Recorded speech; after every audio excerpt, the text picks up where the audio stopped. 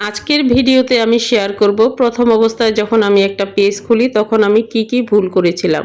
আশা করি আপনাদের কাছে যদি আমি আমার এই ভুলগুলো শেয়ার করি তাহলে এই ভুলগুলো অন্তত আপনারা করবেন না, আর এতে করে আপনাদের পেজটা খুব দ্রুত সামনের দিকে এগিয়ে যাবে।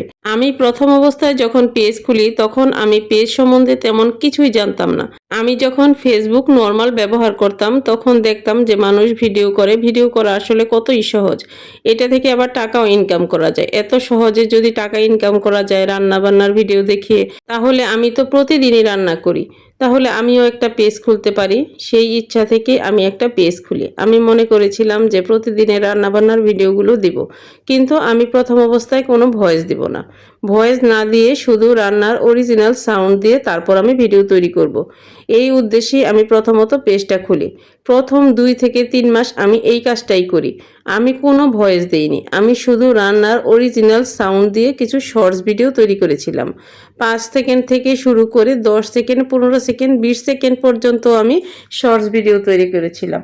তখনকার যে শর্টস ভিডিওগুলো ছিল সম্পূর্ণ রান্নার অরিজিনাল সাউন্ড দিয়ে আমি ভিডিওগুলো তৈরি করেছি।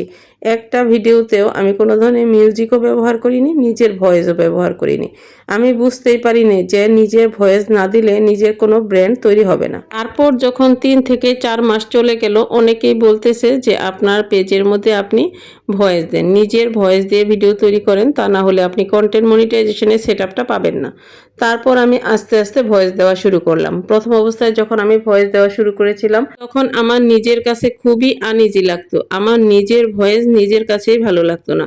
কথা বলতে গিয়ে গুলিয়ে ফেলতাম, কথাগুলো গুছিয়ে বলতে পারতাম না, কোনটার পর কোনটা বলবো, কিভাবে আবার আমি ভয়েস দিয়ে এটা এডিট করব, কোথায় গিয়ে থামতে হবে, কোথা থেকে শুরু করতে হবে, কিছুই বুঝতাম না।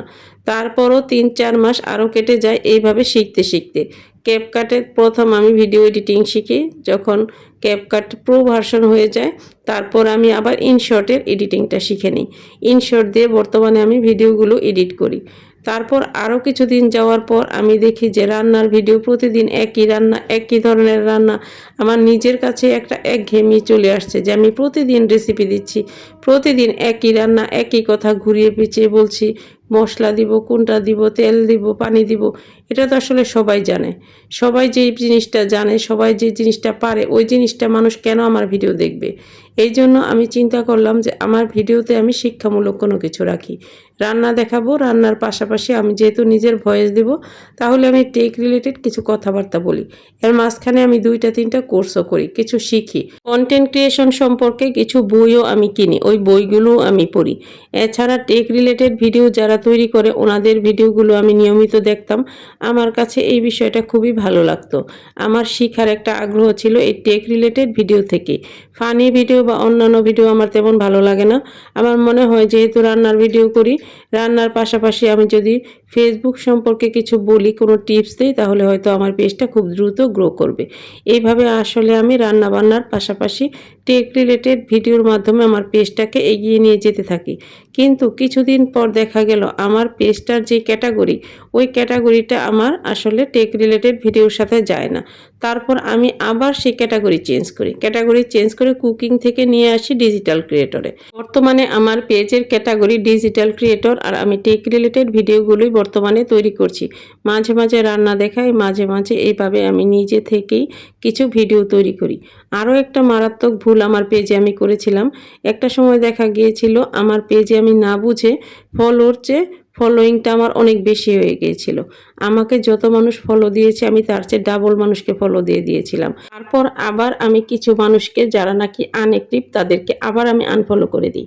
এই আনফলো করে দেওয়ার কারণে আমার পেজটা আবার বসে যায়। অনেক দিন পর্যন্ত আমার পেজটা কোনো রকম গ্রো করেনি, কোনো ফলোয়ার্স আসেনি, ভিডিওতে একদম ভিউ ছিল না।